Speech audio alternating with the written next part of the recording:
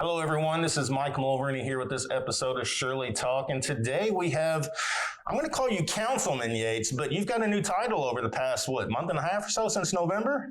Right now, it's just Senator-Elect. Okay. Until January 5th. Okay. But there's no more elections. You're just waiting to be sworn in. No, yeah. Just waiting until the swearing date on January 5th. Well, we wanted to have David in here. If you're not familiar with David Yates, that's who was here. And we really wanted to get in, and we like to talk about the full story. One, politics is very interesting, especially in today's world. It's a total different ballgame. And we're just curious, what possessed you to be interested in politics? And I know you've really thought, your family was in politics, I believe. Is that correct? Yeah, my grandfather, Jim Yates, he was in the House of Representatives for 22 years. Okay. So I grew up seeing him in that position, and, he still was my hero. Right. And I was able to see from a different perspective. A lot of people, it's the brunt of a lot of jokes, politicians. It is. I think that society, and some people on purpose will try to let us, they want to say politicians are bad, government's bad. And it's easy to kind of kick. But I saw it from a different angle. I saw a man who was just a compassionate, kind man who cared very much about his community and other people. And I know he changed a lot of lives for the better. Yeah. And so I very much wanted to serve. To be honest, I didn't think I would get into politics. Yeah. But I did want to serve, and I felt like that I did have that calling. And I think that had a lot to do with him being just a good role model. Yeah. Well, you had told me once before the reason why you ran for councilman to begin with. It was kind of a funny story, but so you've actually had thought about politics at an early age. About how early? High school, grade school, or? Yeah, well, in grade school, I could go to Frankfurt as a page for my grandfather. I don't know what a page is. I get him coffee. Oh, okay. He's pretty much running around. But he wore the little suit and everything else. But as a kid in grade school, that's cool stuff. Yeah. And but he took it a step further. He'd sit with me and he would explain the legislation they were looking over, whether it was the Brady Act or different things, and ask my opinion.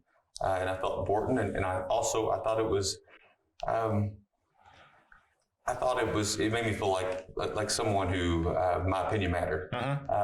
But then I saw, when I would hear people talk about it on the news or I'd read the paper, I realized how important it was that he spent the time doing that he researched, that he looked at it, that he brought forth those votes, because you really are impacting people's daily lives, especially at the local level. And as I got a little bit older, as we look at JCC out here in the South End or Riverport, and these are all things that he was instrumental in bringing about that he really didn't, not really for himself at that time, but for a future generation. And I think that's kind of what it's all about, is that we plant the seeds that our kids and grandkids will be able to enjoy. Yeah. And I think that's an important part. And I think that when society stops doing that, we're in trouble. So he was kind of one of the visionaries on seeing how things could be laid out out here in the South End for sure, and really saw how, because everything's really starting to come around together. The roads are starting to connect and things like that. So yeah, I mean, the way the South End is created, I mean, obviously the zoning very bad. Yeah. We didn't even have sewers until recently. Right. It was a piecemeal, but there was that vision that we could do better, to be better. And we're gradually seeing that fill in. And when you have that kind of vision, it's not a 5, 10, or even 15 years. No. It's long term. And we still have to have people in office with that long term vision. Mm-hmm. Well, obviously you had a very good mentor, because I get a little frustrated sometimes about things and how politics ends up. But you don't seem like one of those. I've known you for a while, and I feel like you truly have in your heart what you want to do, what's good for the people. And sometimes you don't see that, especially mainly on the national politics level. It gets way out of hand sometimes. Yeah, and I guess the day I become a politician is the day that I better quit. Yeah. And I consider myself a public servant. Yeah. And again, it should keep you humble. There are a lot of people that they want a position for a title. And I hope that is never me. I know that's not me now. I'm always David. Right. And, I have a law practice that's very important to me that I do well with. But the public service through elected office is my way to give back. And I felt like if as long as I surround myself with people smarter than myself, but people like you and people who are committed to the community, then we can do some good. Yeah. It's the problem when you do get individuals who have their own agenda, or sometimes an agenda that may not be best for their own constituent base, that's when it's dangerous. And I think that we've got to do a better job of messaging and making sure that the people understand what's going on. Right. Because when people say, if the community is just saying, you know what, politicians are bad, people in those positions are bad, well, then how do you get anything good done? And so there has to be a level of accountability. And accountability has to be done by a level of education, what's going on. And when we have political hobbyists in there picking teams, when it's red team, blue team, when it's all of y'all and all of us, it's really dangerous. It is. It scares me to death because you see such a division between those two, and it's really, it's really gotten out of hand over the past 10, 15 years. It is. And think about who really has the advantage of that happening. And truly. Mm-hmm. And so when you distrust the people that you put to represent you, when you just trust, the basis of the First Amendment, when you put that onto the country, then we weaken the United States of America and democracy of itself. And so we've got to find a way to be able to believe in it and to trust in it. And I think the only way to do it is to get involved. Yeah. And I think it starts at the local level. Sometimes the stuff at the national, me and you've had conversations. It upsets me as well. And I think a lot of times that your moderates, your people who are concerned about the day-to-day lives of your families and stuff, their voice gets overshadowed. Yeah. And I think we've got to have more people willing to step into office. I'm leaving my 25th District Metro Council seat, and there's some new faces, some new people who are running for the position, for the appointment. I don't know who will be in there, but it is exciting that I've got, a dozen people call the office saying, how do I serve? Yeah. And so I think there's going to be a positive future for the community. Well, that's good. I hope they know what they're getting into, because you and I talk quite a bit about different discussions. And, you see, like, for example, Mitch McConnell, like him or not, you see people attacking him and his wife when they're going out to dinner and doing different things like that. And we're not solving anything by trying to start a fight or create confrontation. It's got to be something that everybody is willing to listen. And that's the problem. People just don't want to seem to listen sometimes. Yeah, well, there are some bad parts of it. Mm-hmm. And to be honest, I left some of that out when they're calling if I'm running for office. And I know I've had that happen, and I think you've been there. Yeah. And we've been at events especially where people wind up drinking, and they want to vent. And sometimes people need to be heard. And I've learned that sometimes they have no one listening to them. And it may be a federal issue. They don't know. They know I'm elected to a local office, and they just need to be heard. And so my family has been very understanding. They know sometimes we take a break, and sometimes they get out of line. Yeah. And that's some of the negatives. That's some of the reasons that some people don't get involved.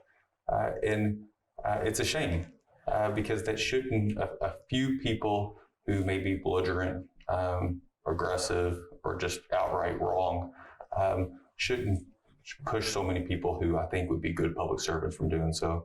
And so I think as a community, we need to step in. And I've done that before. I've been out with colleagues, even on the other side of the aisle, where if I see someone is just being overly aggressive with them, I'll say, hey, take a walk. Mm-hmm. And I think that we've got to do that, especially when they're with families, with their children, because agree with them or not, you don't want the political climate to be such that good people don't serve. Right. And that's where I'm worried that that's what we're getting to. But, I've been out with you a few times and seen the way people act. And you have such a calm demeanor that by the time they're done venting, I guess you could say, you've already got them calmed down to the point to where they're willing to listen to what you have to say. It's a very different skill set that I think a lot of people don't have. Well, that might have something to do with years of practice in law. Maybe so. Do a lot of mediations and a lot of. But you seem to calm them down, no matter how aggravated they are. By the time you talk to them, they seem willing to listen. And again, that's the problem. People aren't willing to listen. Yeah. And, I think that the other one is me. I have to be willing to listen. Yeah. And I think both sides. That somebody who needs to vent, maybe that's it. Maybe they're in a position in their life where they don't have anyone to listen, mm-hmm. Or they don't know where to go. Right. And a lot of times just stopping, even if you don't have the answer, give them your ear, taking that time. And it has to be within moderation because you have to have balance with your life. And, mm-hmm. But But yeah, that has worked. And honestly, I've had outright debates and arguments and complete disagreements on certain issues with people. I mean, where it's gotten ugly. But usually before the conversation's over, we find something we do agree with, and we stop and say, how can I work to make that better? Yeah. Same thing, even serving at the local level in the Metro Council, we may have 3 different ordinances in front of us, and I disagree with my colleagues on the first 2, but we're co-sponsors on the other one. And that's the way it should be. You work through the issues one at a time. They shouldn't be your enemies. Right. One thing I learned about public service is most of the people who are in there, they do it for the right reasons. I mean, most. That's good to hear. I can't, and I have to believe that people get jaded in certain ways, and people make bad choices, they make bad decisions. But most of the people I've served with, whether I agree with them or not, I usually can respect they're there for the right reasons. Right. Well, that's good to hear, because, all we see is the 10 or 15 seconds of what the local media covers. And a lot of times it's not good. They don't show that side, because you've told me before, even though they're red or blue, they walk out of there typically and they'll go play golf, but we don't see that. We see they look like sworn enemies and we'll never get anything done. There's so much, it's WWF wrestling. Yeah. But then they walk out friends. No, it is a lot of it. I had a tough time with that. And I'm very issue driven. Yeah. Over the particular show, maybe that's just the way my mind works. I don't. When people put us in there, people don't elect a Republican or a Democrat. They elect a person. Usually, they have faith in you. At least they should. And then you work towards that issue. And I think that your allegiance should be to what's the best policy first. And if you got to get sent home, you get sent home. I have learned sometimes to bite my tongue, and sometimes you have to do that. But sometimes you got to take a stand. And I've been on an island a few times, and that's okay. Yeah. Well, you got to have thick skin and strong shoulders when you're on that island. There's been a lot of things that's happened out here while you were in office, and good or bad, things have got done. And that really, makes a world of difference to see that you were involved in that and make things happen. But so you were president of Metro Council at one time for what, 8 years? Was that 4 years or 2 years? We do them individual terms or 1 year terms. I did 2 1-year terms. Okay. So when I ran for Metro Council, I said, look, I'll do 3 terms. That's it. And that was kind of, I started off with it. And when I first ran, I said, that sounds like a long time. Yeah. When after Jim King had passed away, right. Me and him had talked a little bit before. And I said, I'll run for president, but I'm doing 2 terms. And then I started to get a little wiser. You almost got conned into 3. Yeah, it was tough. And it is, David James has been president for 4 or 5 years now. Okay. And my hat is off to him, because it is so much more time. It is because you're not only serving your district, you're serving the entire city. Yeah. And it's a full-time job in addition. When I did it, I had my law practice too, and I have 2 little girls, and it's I don't even know where I slept those couple of years. Yeah, a lot of times I'd see your eyes would be bloodshot, and it looked like you'd been up all night long, and you probably had, because you're not only a politician, but you're a dad, and you're a good dad. You're involved. So it's a huge undertaking when you do, because it's not 2-3 hours a week. It's a lot more hours than that. Yeah, and it's a lot more than that, and especially when you're working on something that matters, and you know what it's like when people are counting on you, when you have to get it done for the community. Then you do what's necessary, and sometimes it does get into your family time. My 2 little girls, I mean, they've had to grow up around it. They have been plenty of times they've gotten their homework done at Metro Hall. They've been with me, and while I know that some of that is hard, some of it I think has made them stronger and better. And being around that, having to see some of the back and forth. Seeing the events. I mean, how many of Shirley Way's events have they been to and seen that? And I think that it opens their eyes and minds to not only what I was supposed to earlier, that public service can make a difference in lives, but sometimes hard work is necessary. Well, your one daughter, the reason you started doing the coat drive a couple years ago is because you told me she had driven that, and you said, sure, let's make it happen. And she was the one that kind of brought that up, I believe, right? Yeah, well, it was actually at first the backpacks. We did the backpacks. Okay. And we would always do a couple extra backpacks. bags. Okay. When we would buy just when we would go to get their stuff. And it was part of my lesson. My oldest, I started off, some of those binders, like $6 binders, where I would say, or we could get this binder and get somebody else who can't afford a binder. Right. And always make you nervous as a dad what decision they're going to make. They get into it, but they always did all right. They would say, let's get. And so, but then with the coats, we'd always, around Christmas times, we would buy some clothes through the tree, right. Take the thing. And then Ava said, really, what about the other ones? What do we do? What about the other ones? And I was like, well, there's always going to be more need than we do have things. And she said, well, then we have to do more. Yeah. And it's, when you're talking to a child on there, sometimes they make complete sense. Mm-hmm. We do. So that was kind of the platform. It started off when we did it small through the church and did some other things. And right. It about broke my bank account the first year. So I thought, all right, we got to make this thing bigger for it. So we did it throughout the council. And she came in, she read a little prayer. I think you were. Yeah, I was there. I remember that. And while we did it, and I think the first year we got about 300 more. And then the next year we increased it dramatically, and then so on. And this year, because of COVID and them not being in school, I talked to JCPS, and so there was suspended for a year. But they said positive that their cloak closet they still have some clothes and funds in there. Good. But next year, when I'm in the Senate, we're going to have to come back with a vengeance. We're going to come back hard and hopefully do something statewide.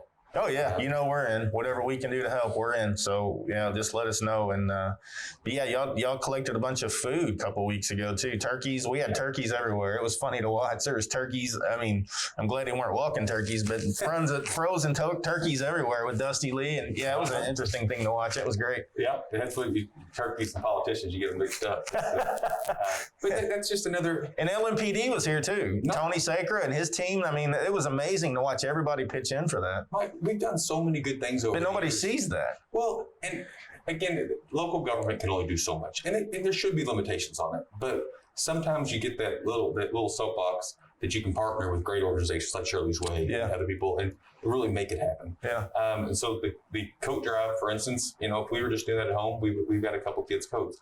The fact that she started calling on schools, and we went and found the counselors at different schools and saw what kids needed help. Called on the council. We did press releases and got all those businesses to donate. It was incredible. We get that snowball approach, and we help so many kids. Yeah.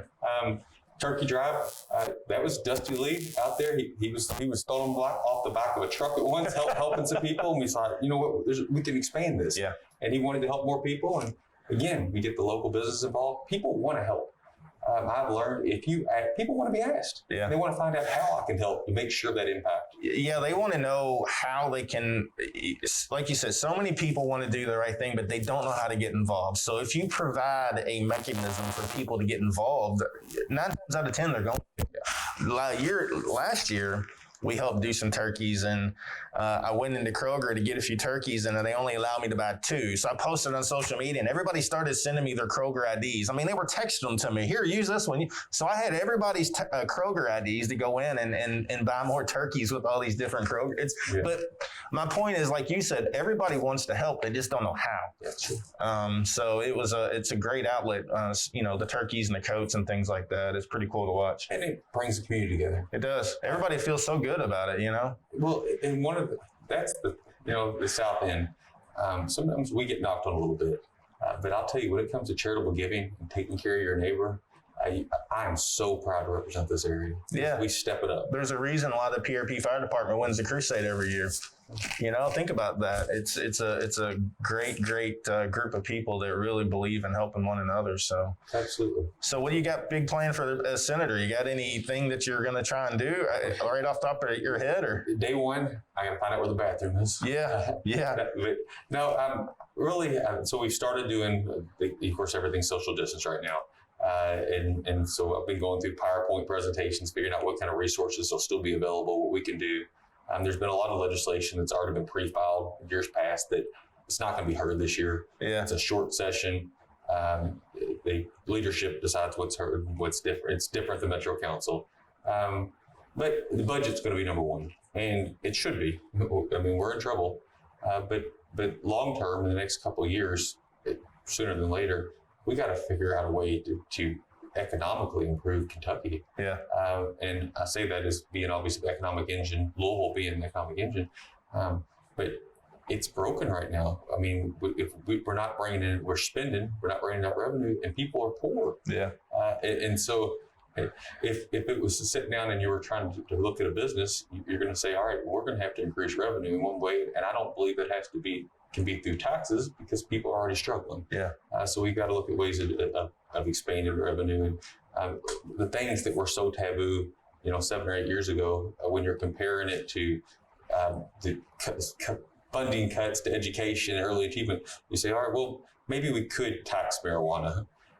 Maybe expanded gaming does make sense. I think so. Well, especially expanded gaming with Shirley's, but if you take charitable gaming out of it, yes, I feel like Shirley's Way is leading the pack on special online digital gaming. But if you look at the gaming that they're doing across the river, what was it? The first day they did gaming bets on games and stuff, it was like $200 million. I mean, think about that. I mean, you wouldn't have to increase taxes ever. I mean, over a while you would, but I mean, that would be an amazing boost of revenue. Well, the way I look at it is that's money we're losing.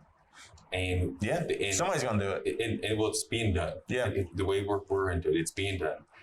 And the same thing with marijuana. It's being done. And right now, I mean, how many cancer patients have you? I mean, they will literally put them in a zombie. They give them so many prescription pain medicine. Remember, my mother, it was that she could barely function, but marijuana, they can. Yeah. And marijuana is so easily available right now in the black market that it's decriminalized in Louisville, but we don't tax it. Yeah. And so I'm looking at these two industries right now in Kentucky.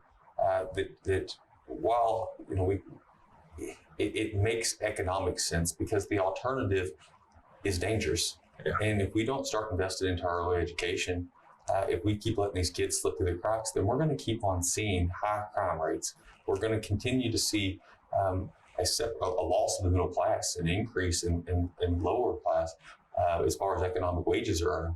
And if we don't educate, we don't have them brought into society, then they're going to be lost by the time they're adults. Yeah, I feel that in right or wrong, once if you legalize those things, the revenue would generate enough funds. If the funds are used correctly, you could build facilities, and I call them military-style facilities, where if a kid gets in trouble, sending them to jail does no good. Send them someplace where somebody's going to work with them and get them educated and understand respect and to know what the right and wrong is, and you're really going to change that person's life. It does work. I was a mentor before I ran for office. I was ROTC Bluegrass Challenge in Support Knox. And now these were at-risk youth, teenage boys, who most of them had committed some pretty good crimes. Right. But the other option was to give up on them. The success rate through this program was very impressive. I agree. They passed this first 30 days, and the funding was cut. And I know it was a little more, it was expensive for a program, but with success rate like that, because you're putting so much time, you're removing them. A lot of times you're removing a child from just an unsafe place. Yeah. Or familiarity to crime. Yeah. And so you take them out, and a lot of times you show them a positive role model. You show them somebody who actually cares about them after a period of time. And then they're taking their GED, or they're going into military, or they're just showing that hey, these are soft skills. I need to succeed. Right. They removed them from the bad environment they were in before, and it works. But it takes a long time, and it's an investment. But how much are you saving in the long run? You're not. It's sad, because that's your next workforce, your next politicians, your next.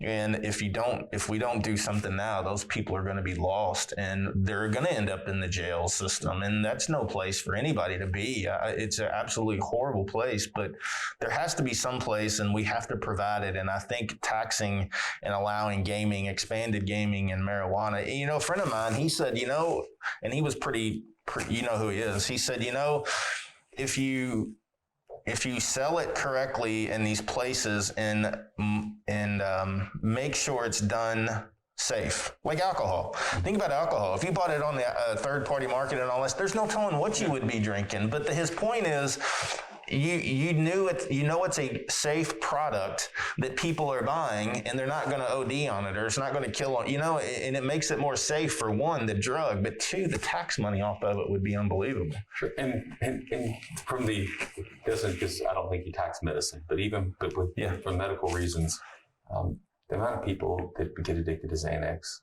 and these other type of anxiety issues, they hang out like it's candy. Yeah. When my mother passed away, I had panic attack. I had just horrible. For at least a couple of weeks was really bad, and it was a tough time. I was going through a lot. And of course, I had two little girls. I couldn't be a zombie, but they try to push, instantly. Well, you take this. You should take this. Yeah. I said, well, I can't be in a fog. I can't do those things. But I look back on that and I think, and when someone who's already, because you're supposed to grieve, you're supposed to go through those problems. Right. You have to. But addiction is so rampant, it scares me to death. Yeah. And the fact that things are being pushed down through the pharmaceutical companies, past the doctors. Like M&Ms. It is. And it showed that there may be better alternatives. Yeah. That obviously the pharmaceutical industry does not like. And sometimes when you look at why people vote for certain ways, you have to follow the money. Yeah.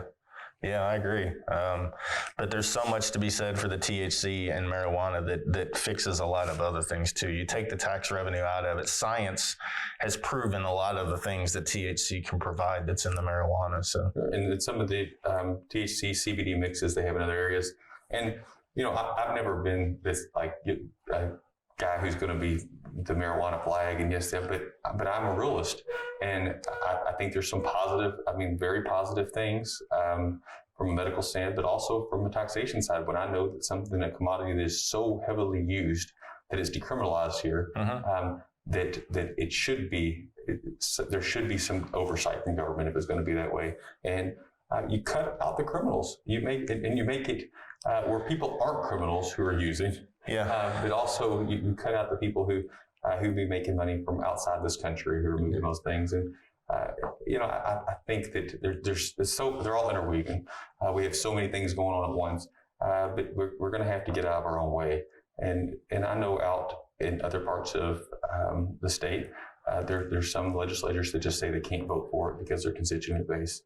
I think that it's going to take a lot of education for constituent base to say, if we don't have this type of funding come in, then where else are we going to get the money? What's going to continue to happen to Kentucky? Yeah. And I think that we can either have a really bright future or they're going to pause it for another couple of years. Well, I always wonder, since I think we're considered part of the Bible Belt, I just wonder if that group of folks are the ones that are trying to keep gaming and marijuana and stuff like that out of the state. And I understand their religious purposes behind it, but I don't know. I just always wonder if that has anything to do with it. Well, from a federal standpoint, it's still illegal. And I think that if they would decriminalize at a federal level, it makes things a lot easier. Yeah, because I guarantee you there's people in 2, 3, 4, 5 years in prison. Well, probably not now because of COVID. They let a lot of people go, but for maybe an ounce of marijuana or whatever, something minimal. And it's just crazy that they'd have to spend time in prison for that. But there's people that are still going to jail for trafficking. But I think to decriminalize it, I think also it opens up with the banks. It becomes safer, the oversight and everything. And the fact that they're unwilling to do so, I think a lot of times speaks a lot of volume about why are their stance. And again, it should never be a red team, blue team. Yeah. It should be very issue specific, and you should do your research. I agree. And look and say, who's writing their checks? Well, I hope you have that type of impact in Kentucky. I believe in that as well. I don't believe red and blue. I sit in the middle of politics. I see stuff on both sides, and I see good and bad both areas. And somebody's got to be in the middle somewhere saying, wait a minute, guys, a little bit of this is right and a little bit of this is right. So, but I know it doesn't work that way because you can rub certain red wrong way or blue wrong way, but it's tough. And sometimes when that rope gets pulled too far to the right or the left, in that middle, you get shoved to one end and depend on how far they go. Yeah. And it's that back and forth, but it really is an issue. And you could tell me on certain issues, I may seem like a very strong conservative on some issues, and I will be a super liberal on others because I'm going to look at the issue. I'm going to look at it. What's best? What is best? And you know what? I don't know all the answers. I'm still learning. Yeah. There's been plenty of things that I felt really strongly with 3 or 4 years ago. And as I've become more educated and stuff, I think, you know what? Maybe I was wrong. Maybe these things need to be changed. And I'm perfectly fine admitting that. I am too. It's a shame some people can't admit they're wrong because people pick up on it and make a big deal about it. But sometimes after a few years, like you said, you look at things differently. And you get better educated. Yeah. In my law practice, I surround myself with experts all the time. You have whatever to. I do, and whatever that area is, I plan to do the same thing as a senator. Yeah. What the issue is, I want to get the advice from the experts and try to find people the best you can without significant bias. They can tell you their honest opinion and continue to research and learn. Yeah. The day I stop doing that, the day I stop improving. Yeah, I think that's for everybody. Always learn, be willing to learn something new every day. So that's the way it should be. So Senator, what's that, 2 years? 4 years? Term. 4 year? See, that's how much I know about politics. All right. You and I have conversations sometimes, and I'm like, I have no idea what you just said because I don't understand the politics side of it. So after 4 years, you gonna run for governor? You gonna run for mayor? What are you gonna do? Well, I've learned from now on, I better not commit to anything else before I talk to my wife. Yeah. Happy wife, happy life. That's right. You know, when I ran for Metro Council and the story, I mean, part of that was I was involved. I wrote a little plan out that I thought things would help. Most of it probably wouldn't have did much help, but I thought that I had a blueprint and things were going to make the council better, and it fell on deaf ears. And so I decided that I was going to run for the spot myself. Yep. I had not planned on being there for a long term. I talked to a few people and I said, all right, I'll do 3 terms. That should be, because in my mind I was thinking we should do a 3-term limit. I was for term limits. And so I put it on myself. If I couldn't pass for the whole council, I was going to do it myself. And honestly, I was done. I was going to be done. And I talked to the governor. I talked to Senator Perry Clark, who I served with when I worked with the Legislative Research Commission when I was in college. He was state representative. And that man is a good man. And again, I was a young kid, just full of ambition and thought I was going to just change the whole world. And he made me feel like I could. He brought me in his office and we talked about legislation. He did. And he listened to me. He made you feel like it mattered. Your voice mattered. But it also inspired you to do something that mattered. Yeah. And so when he was retiring, me and him talked about it. And him and Sheila, his wife, who's amazing, that, you know, I knew that I need to step up and do that because it is the entire South End. It's 120,000 people who I love, who I call my neighbors and my friends, and I felt like that I need to step up to serve. Did you say 120,000 people? That's all the South End area, I guess? That's the Senate district. So wow. There's 38 senators in Kentucky and roughly one person, one vote from the census, about 120,000 people. Wow, that's amazing. Well, David, thanks for stopping by. It was great to talk to you. It's always my pleasure. You know, we always interested in anything you got to say. So if something comes up, we'd love to work with you. And, you know, we pick up the coats and the turkeys and all that stuff next year. Please let us know. Obviously, we'll do it again. You guys, without Shirley's way, none of that's easy. We can't do it. You guys have been our charitable arm to go through it, to make sure we get to the people who need it best. And I'm still in awe of what you've created with this, and I'll always be by your side. Well, thank you. Yeah, like you said, it's something we started, and I never dreamed it would go this far, just like you threw your hat in the ring in politics, and here you are as senator. So you just never know what the future's going to bring. That's good. So yeah, do the right thing, right? The good things happen. Yeah. Well, thanks again. Appreciate it. All right, thank you. Yep. Elbows. That's it.